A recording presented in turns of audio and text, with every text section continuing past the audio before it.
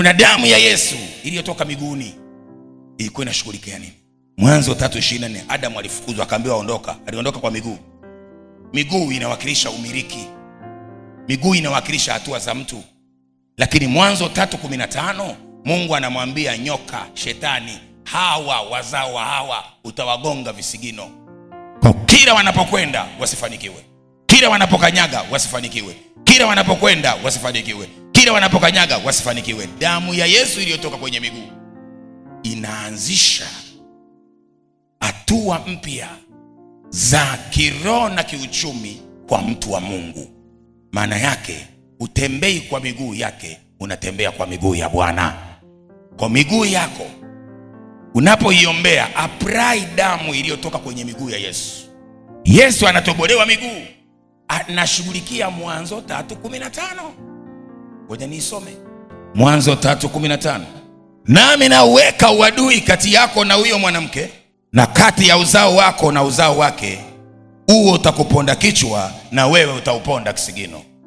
Kwa wakati Yesu miguu yake inatobolewa, inamwagika kwenda kwenye visigino, ili visigino vyako vitakasike, ili visigino vyako vikombolewe.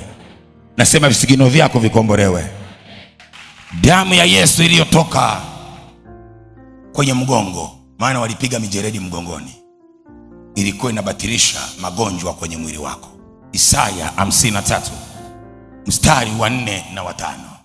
Hakika amechukua masikitiko yetu, hakika amechukua magonjwa yetu, kwa kupigwa kwake sisi tumepona.